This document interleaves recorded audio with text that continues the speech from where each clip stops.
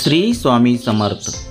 जगात कष्टाशिवाय कुणालाही यश मिळालं नाही, पण मेहनतीला जर देवाचा आशीर्वाद मिळाला तर चमत्कार घडतो।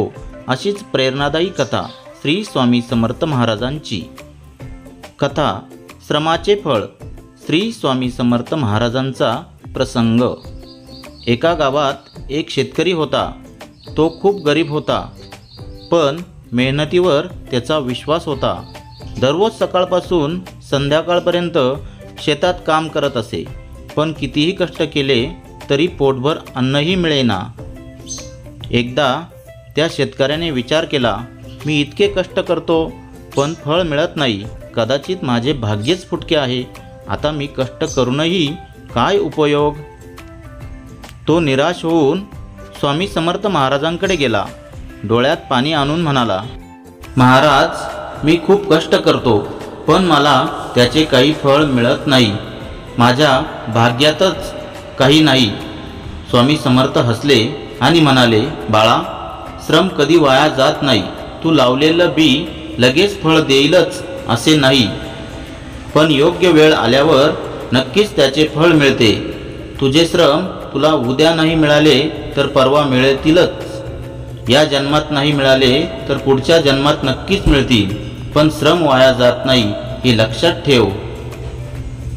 महाराजांनी मग एक उदाहरण दिले। जसा शेतकरी बी टाकतो पण लगेच पीक येत नाही, त्याला पाऊस, सूर्य, वेळ लागतो, पण शेवटी झाड नक्कीच उगवते। तसेच तुझे श्रम आहेत, आज नाही तर उद्या तुला त्याचे गोड फळ मिळेलच। शेतकऱ्याला आशा वाटली, त्याने पुन्हा मेहनत सुरू केली। काही महिन्यात त्याच्या शेतात भरपूर पीक आले। गावकऱ्यांनीही त्याचे कौतुक केले। तेव्हा शेतकरी पुन्हा स्वामी समर्थांकडे गेला आणि नतमस्तक होऊन म्हणाला, महाराज, तुम्ही मला योग्य वेळी समज दिली। खरंच श्रम कधी वाया जात नाही। शिकवण, मेहनत कधी वाया जात नाही, तिचे फळ वेळेवर मिळते। नशिबावर रडत बसण्यापेक्षा प्रयत्न सुरू ठेवावेत। देव नेहमी मेहनती माणसाच्या पाठीशी उभा असतो। मित्रांनो, लक्षात ठेवा, श्रम कधी वाया जात नाही। विश्वास, संयम आणि स्वामींचं नाव घेतलं तर आयुष्यात कुठलंच संकट मोठं वाटत नाही। श्री स्वामी समर्थ। जय जय स्वामी समर्थ।